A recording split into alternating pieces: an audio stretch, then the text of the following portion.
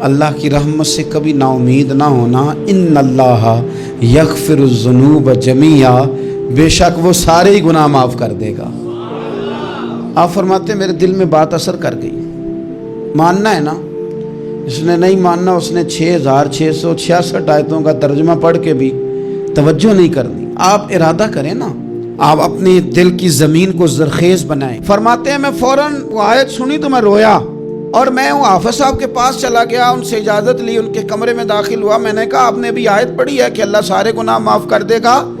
تو جس بندے نے کئی سال ڈاکے ڈالے ہوں، بیٹیاں روتی رہتی ہوں پر وہ مال لے کے آ گیا ہو، مائیں واسطے دیتی رہتی ہوں پر وہ لوٹ کے نکل آیا ہو، اب جی اگر وہ بندہ بھی سچے دل سے توبہ کرے تو اللہ معاف کر دیتا ہے۔ تو آفو جی کہنے لگے میں کون ہوتا ہوں تمہیں کوئی تفسیر بتانے والا، میں نے تو قرآن کی آیت پڑھی ہے، میرا رب کہتا ہے لا تقنطوا من رحمت اللہ، تم نے مایوس نہیں ہونا، تم آ جانا، معافی مانگ لینا۔ ان اللہ یغفر الذنوب جمیعا، اللہ سارے ہی گناہ معاف فرما دے گا، اللہ سارے گناہ۔ تو یہ تو اللہ فرما رہا ہے۔ فضیل بن عیاض کہتے ہیں میں نے کہا ختم ہو گئی بات، توبہ بھائی۔ واپس آیا تو وہ میرے ساتھ جو تھے نا ان سے میں نے کہا سردار نیا تلاش کر لو بھائی۔ اب ارادے بدل گئے، پروگرام کچھ اور ہو گیا۔ اب تو لوگ ہمیں تانے دیں گے، اب تو لوگ باتیں کریں گے کہ اوتھے کی لین جانا ہے۔ فضیل بن عیاض کہنے لگے بس بھائی توبہ کرنی، اب تم کوئی اور سردار تلاش کر لو۔ اور اوپر سے نہیں کہا، توبہ کی تقریریں نہیں کی، دوسروں کو میسج نہیں بھیجے، اور لیکچر نہیں جھاڑے، رو کے کہا، درد سے کہا، دل سے کہا۔ تو وہ جو باقی کے تھے نا ان پر سردار کی بات کا اثر ہوا، کہنے لگے سردار ہم نے سردار نیا نہیں ڈھونڈنا، اگر چوریاں مل کے کی ہیں تو اب تو اس طرح تو نہ کر، توبہ بھی مل کے ہی کریں گے، اب اللہ بھی مل کے ہی کریں گے، اب بس تو اگر ادھر جائے گا تو ہم بھی تو جائیں گے نا۔ اللہ اکبر۔ فضیل بن عیاض کہتے ہیں ظاہر ہے مال لوٹا کرتے تھے، میں نے مسئلہ پوچھا علماء سے تو انہوں نے بتایا کہ یہ تو حقوق العباد کا مسئلہ ہے، جو لوٹا ہے وہ تو واپس کرنا ہی پڑے گا۔ اب میں نے وہ پیسے جمع کیے، اب سارے تو میرے پاس تھے نہیں، جتنے میں دے سکتا تھا دیے، جو کھا چکا تھا وہ رہ گئے۔ ایک یہودی کے پیسے رہ گئے، اس کے گھر چلا گیا، میں نے جا کے اسے کہا میاں میں نے کر لیا توبہ، اور میں وہ فضیل بن عیاض ڈاکو ہوں جس کے تیرے گھر سے اتنا مال لوٹا تھا، میرے پاس پیسے کوئی نہیں، وہ پیسے لگ گئے، اب تو اس طرح کر مجھے معاف کر دے۔ وہ کہنے لگا نا جناب، یہ بھی کبھی کبھی ہوتا ہے، لوگ نا شرافت کو بزدلی سمجھ لیتے ہیں۔ فضیل بن عیاض سے کہنے لگا میں تو پیسے لوں گا، ایسے تو نہیں معاف کرتا۔ آپ فرمانے لگے پیسے تو کوئی نہیں، یہ سچی توبہ ہے۔ وہ کہنے لگا پھر اس طرح کرو میری اونٹوں کو چارہ ڈالو، پیسے پورے ہوئے تو چلے جانا۔ کل ڈاکو تھے، ابھی وہ تلوار چلانی آتی ہے، نیزہ چلانا آتا ہے، ڈٹنا آتا ہے، اعصاب مضبوط ہیں، مسئلہ کوئی نہیں، لیکن توبہ سچی کی ہے نا، یہ سچی توبہ والے لوگوں کا طریقہ ہے۔ اس سے کہہ سکتے تھے کہ جا آج تو لب دینی لے لے، تجھے کہا معاف کر دے، تو تیار ہی نہیں ماننے کو۔ حضرت فضیل بن عیاض کہنے لگے اگر اونٹوں کو چارہ ڈالنے سے تو معافی دیتا ہے نا تو میں تیرے اونٹوں کو چارہ ڈالنے کو بھی تیار ہوں۔ کیوں کہ راضی اللہ کو کرنا ہے، اپنے ضمیر سے بوجھ اتارنا ہے، بندوں کے سامنے سرخرو نہیں ہونا، اللہ کے حضور ہونا ہے۔ توبہ کا مطلب ہے رب کوئی بارگاہ میں سرخرو ہونا، بندوں کے سامنے نہیں۔ حضرت فضیل بن عیاض صاحب کہنے لگے ڈالیں گے تیرے اونٹوں کو چارہ، کیوں نہیں ڈالنا۔ 2-4 دن چارہ ڈالا تو وہ یہودی ایک دن کہنے لگا کہ یہ نا ٹھیکریوں سے بڑی ہوئی تھیلی ہے، یہ تو ذرا اٹھا کے لا۔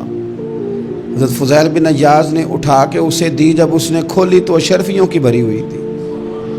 تو آپ فرمانے لگے تو کہہ رہا تھا ٹھیکریاں اٹھا کے لا۔ کہنے لگا میں تورات بڑی پڑھتا ہوں، عالم ہوں، میں نے تورات میں پڑھا تھا کہ مسلمان جب سچی توبہ کر لیں گے نا تو رب ٹھیکریوں کو بھی سونا بنا دیا کرے گا،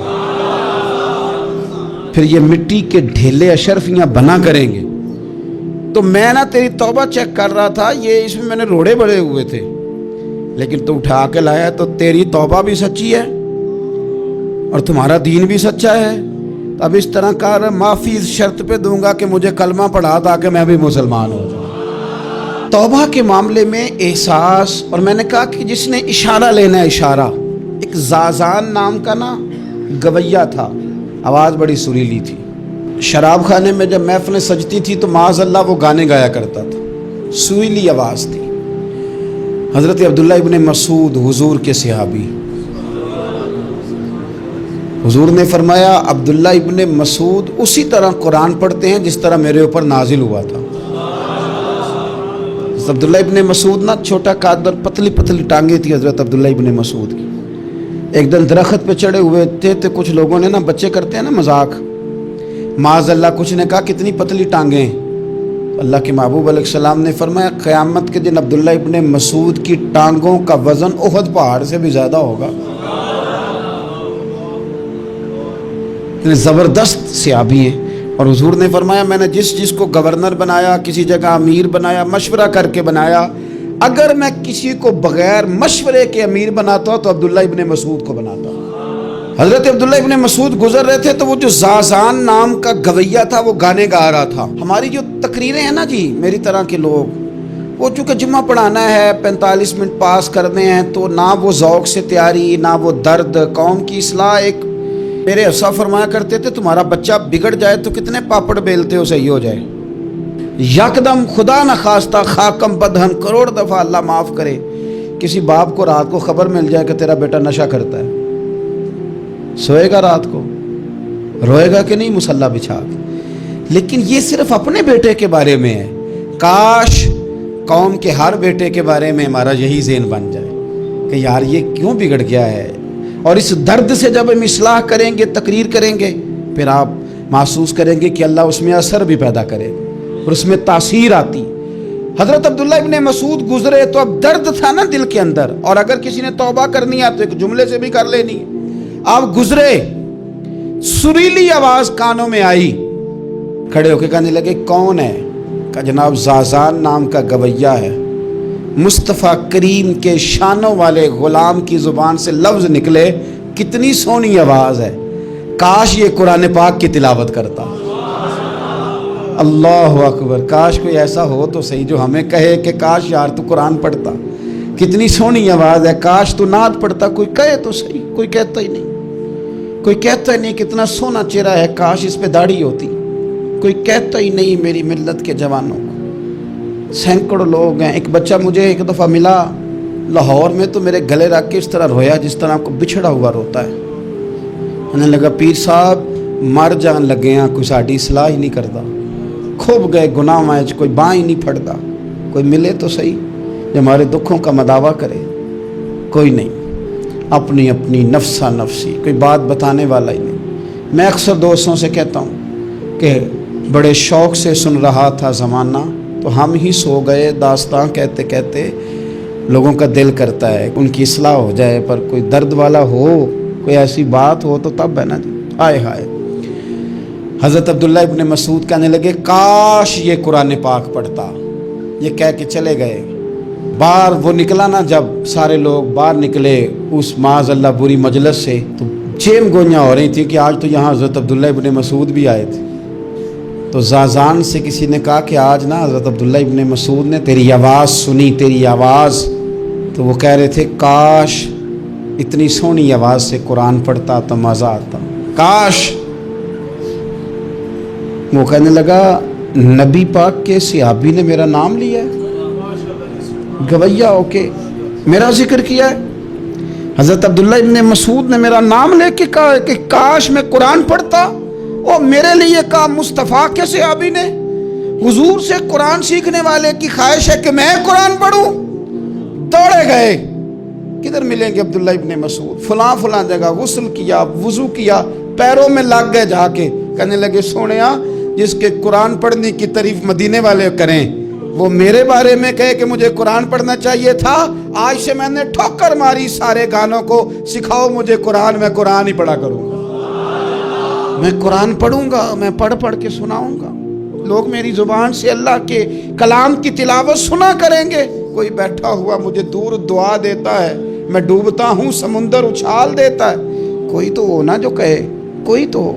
फरमाने लगे बस हो गई हुजूर, आप देखेंगे मैं कुरान ही पढ़ूंगा, मेरी ज़ुबान से अब अल्लाह की किताब की तिलावत ही हो गई, तय हो गई बात। तो किसी ने नसीहत लेनी है तौबा के लिए तो एक जुमला भी काफ़ी है, एक जुमला भी اور میں نے کہا کہ اگر صرف تقریریں سننی ہیں، واعظ ہی سننے اور ساری زندگی اسی پہ لگانی ہے کہ آج بڑا جملہ کا، آج بڑا مزہ آیا، آج فلانی بات او ہو پہلی دفعہ سنی، کچھ قرضے دے کے جان چھوٹے گی، اس کے بغیر جان نہیں چھوٹتی۔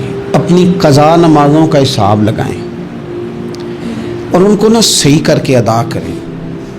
ایک مسئلے میں بڑی دیر سے دوستوں کو اشارے کنایتاً باتیں کہہ رہا ہوں، پھر کہتا ہوں، میں نے شب برات کو تفصیل سے یہ بات کی تھی، پھر کرتا ہوں، اپنے معاملات کو صاف کریں۔ لینے دینے کے مسائل میں اپنے آپ کو میں منت کے ساتھ بات کرنے لگا ہوں اپنے دوستوں سے، خدا را کبھی بھی بڑے سے بڑا کام کرنا یا چھوٹے سے چھوٹا کرنا، اس میں سود کا کوئی نقطہ نہ آنے دینا۔ آپ کا دل سخت کر دے گا، آپ کے آنسو لے جائے گا، کچھ نہیں بچے گا۔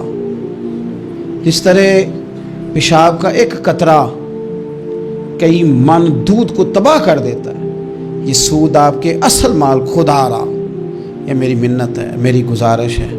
میں ان دوستوں کو جانتا ہوں، مجھے لگتا تھا کہ یہ ولایت کا رستہ طے کریں گے، لیکن چلے کچھ جگہ مجبوریاں ہوتی ہیں، کچھ معاملات ہوتے ہیں، لیکن کوئی ایک آدھ نقطہ ایسا آتا ہے بیچ میں، وہ لے جاتا ہے ساری چیزیں۔ نبی پاک علیہ الصلوۃ والسلام نے فرمایا، بندہ بڑا سفر کر کے آتا ہے، بکھرے بال، بری حالت، رو کے دعائیں مانگتا ہے، یا اللہ یا اللہ یا اللہ کہتا ہے، پر اللہ اس کی دعا قبول نہیں کرتا۔ سونیا آپ کہہ رہے ہیں رحمت للعالمین ہو کہ رب قبول نہیں کرتا۔ حضور نے فرمایا، اس نے پہنا بھی حرام پیسوں کا، کھایا بھی حرام پیسوں کا، پیا بھی حرام پیسوں کا، جتنی مرضی مانگے، پھر مالک اس کی دعاؤں کو مستجاب۔ ہمارا ایک تو ہے اپنا عمل، ایک ہے توبہ، ایک بات کی اعمال ہم نے۔ ایک آخری بات یہ آپ سے کرنی ہے کہ ہمارے ذمے جس طرح ہمارے بچوں کی ڈیوٹی ہے نا، بیوی کا نان نفقہ خامند کے ذمے ہوتا ہے، ماں باپ بوڑھے ہوں تو ان کی ڈیوٹی اولاد کے ذمے، اسی طرح قیامت تک نبی کوئی نہیں آئے گا، دین کی جو ڈیوٹی ہے وہ نبی پاک کی امت نے ادا کر دی۔ اور اللہ کیا فرماتے ہیں قرآن مجید کی سورہ محمد صلی اللہ تعالی علیہ وسلم، اللہ فرماتے ہیں، یا ایھا الذین آمنوا ان تنصروا اللہ ینصرکم، اے ایمان والو اگر تم اللہ کے دین کی مدد کرو گے تو اللہ تمہاری مدد کرے گا، وَيُثَبِّتْ أَقْدَامَكُمْ، اور اللہ تمہارے قدموں کو جما دے گا، یعنی تمہیں مضبوط کر دے گا، تم مضبوط سے مضبوط ہوتے جاؤ گے۔ شرط کیا ہے؟ ان تنصر اللہ، اگر تم اللہ کے دین کی مدد کرو۔ اپنے مزاجوں میں نا اللہ کی دین کی مدد کا ذوق پیدا کریں۔ وَالَّذِي أَرْسَلَ رَسُولَهُ بِالْهُدَىٰ وَدِينِ الْحَقِّ لِيُظْهِرَهُ عَلَى الدِّينِ كُلِّهِ، میں پوری دنیا کے مسلمان حکمرانوں کو یہ بتانا چاہتا ہوں کہ یہ جو میرے نبی پاک کا دین ہے نا، یہ دبنے نہیں آیا، یہ غالب ہونے کے لیے آیا ہے۔ اور اسلام کی فطرت میں قدرت نے لچک دی ہے، اتنا ہی یہ ابھرے گا جتنا کہ دبا دو گے۔ کیا سمجھتے ہیں اسرائیل کے گنڈے کہ وہ مسجد اقصیٰ میں نمازیوں کو تنگ کر کے تو وہ کہیں گے کہ ہمیں پوچھنے والا کوئی نہیں؟ اسلام کی فطرت میں قدرت نے لچک دی ہے، اتنا ہی یہ ابھرے گا جتنا کہ دبا دو گے۔ بانجھ نہ سمجھا جائے اس امت کو، بس یہ جو مسلمان حکمران ہیں یہ اتنی بات سمجھ لیں کہ تم جب ان یہودیوں سے، کافروں سے معاہدے کرتے ہو تو تمہیں تو کچھ خیال نہیں آتا، تم تو صرف دنیا داری دیکھ کے چلتے ہو۔ کاش بال بچہ دیکھتے ہوئے، مال دیکھتے ہوئے، ملک اور زمین دیکھتے ہوئے تم ایک دفعہ اللہ کا دین بھی دیکھو۔ یہ تمہاری ذمہ داری ہے، یہ نبی پاک نے ڈیوٹی لگائی ہے۔ اپنا اپنا کردار ہمیشہ دین کے لیے پیش کریں، اپنا اپنا کردار۔ وہ ضروری نہیں کہ چندے کی صورت میں ہی ہو۔ آپ کسی بے نمازی کو نماز کا مشورہ دیں، آپ نے دین کی خدمت کی۔ آپ نے ماں باپ کے نافرمان کو فرما برداری کا مشورہ دیا تو آپ نے دین کی خدمت کی۔ اگر آپ نے کسی بندے کو کہا یار تیرا قرآن پاک ٹھیک نہیں، چل قاری صاحب کے پاس، تیرا تلفظ ٹھیک ہونا چاہیے، کو آدھا گھنٹہ نکال کے سیکھ لے، یہ لفظ کہنے سے ہی آپ نے دین کی خدمت کی۔ میرے نبی پاک صلی اللہ تعالی علیہ وسلم نے فرمایا، ایک جملہ بول کے جو دین کی دعوت دے گا، ایک ایک جملے پہ اللہ 1000 سال کی عبادت کا ثواب دے گا۔ آمنوا وعملوا الصالحات اولئک هم خیر البریہ، جو ایمان لانے کے بعد اچھے اعمال کرے وہی ساری مخلوق سے بہتر ہے۔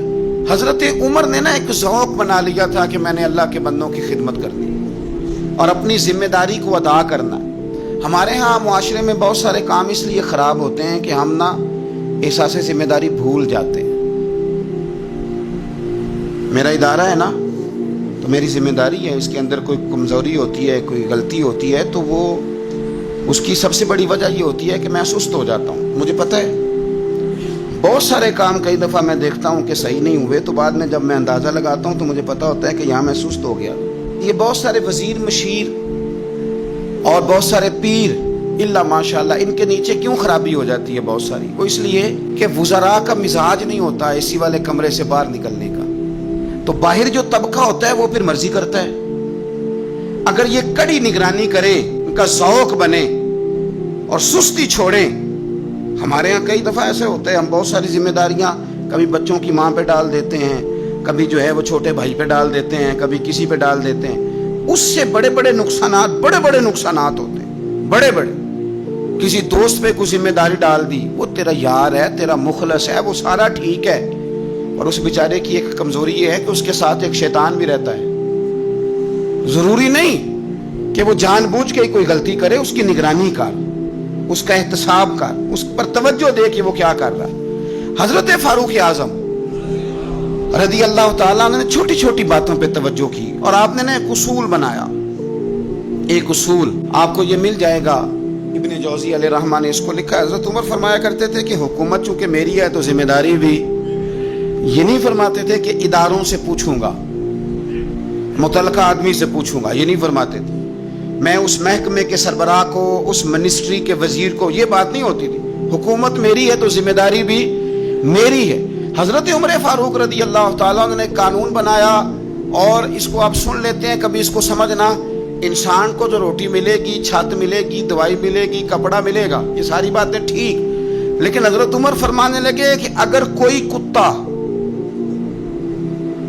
بغیر پانی پیے مر گیا فرات کے کنارے صحرا میں، اس تک پانی نہیں پہنچا، انسان کی بات نہیں، یہاں تو عورتوں کو اسپتال میں جگہ نہیں ملتی تو وہ رکشے میں بچے پیدا کر لیتی، یہاں تو بہت سارے لوگ ایسے ہیں جنہیں دوائی میسر نہیں آتی اور وہ مر جاتے۔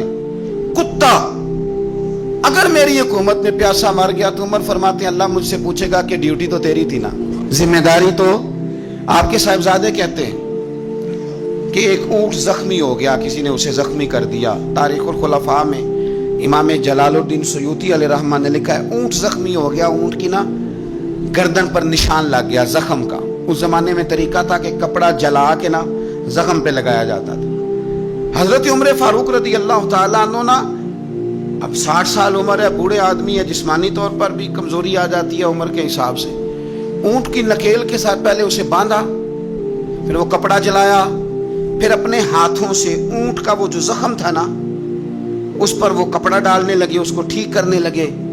تو صاحبزادے آگے بڑھے، وہ کہنے لگے ابا جی یہ اونٹ ہے اور آپ اس کے زخم کو چھیڑ رہے ہیں، وہ آپ کو تکلیف بھی پہنچا سکتا ہے، تو یہ آپ 2-3 غلاموں کے ذمہ لگا دیں، وہ اس کے زخم پر دوائی مرہم پٹی کر دیں گے، یہ آپ کو کاٹ ہی نہ لے۔ تو کہتے ہیں حضرت عمر فاروق نے میری بات کو جھٹکا، فرمانے لگے پیچھے ہٹ جا، حکومت میری ہے کہ غلاموں کی ہے؟ ذمہ داری میری ہے کہ غلاموں کی ہے؟ فرمایا پتر میں تو ڈر رہا ہوں کہ کہیں یہ اونٹ ہی قیامت میں میری شکایت نہ کر دے، یہ میری شکایت نہ کر دے کہ اللہ میں بیمار ہو گیا، زخم لگ گیا، حکومت عمر کی تھی اور کسی نے مجھے پوچھا ہی نہیں۔ میرے دوستو احساس ذمہ داری اب یقین کریں نکل گئی، ہم لاؤبالی لوگ ہیں۔ حضرت فاروق اعظم رضی اللہ تعالیٰ نا چھوٹی چھوٹی باتوں کا خیال کرتے۔ دیکھیں نا امام مسجد، میں روز امام مسجد کے حقوق بیان کرتا ہوں، لیکن مجھے مسجدوں کے ائمہ سے شکوہ بھی ہے، وہ اپنے نمازیوں کا نہیں خیال کرتے، ان کی طبیعت کا نہیں لحاظ کرتے۔ ہم اگر تھوڑا سا لحاظ کریں ائمہ مساجد نمازیوں کا، نبی پاک علیہ السلام نے فرمایا کہ میرا دل کرتا ہے میں لمبی نماز پڑھاؤں، لیکن پھر مجھے خیال آتا ہے کہ پیچھے بوڑھے بھی ہیں، بیمار بھی ہیں، بچے بھی ہیں، میرا دل کرتا ہے لیکن میں لوگوں کی تکلیف کو دیکھتے ہوئے نماز مختصر پڑھاتا ہوں۔ ائمہ مساجد اگر تھوڑا سا غور کریں، پیار کریں لوگوں کے ساتھ، تو مسجد کے اندر ایک خوبصورتی والا ماحول۔ یار میرا مطلب ہے کچھ بندے ایسے ہوتے ہیں جو بیچارے غصہ کسی اور کا ہوتا ہے نکالتے، مسجد آ کے ہوتے ہیں، تو گھر میں بھی تو دادا ابو کئی دفعہ اس طرح کاری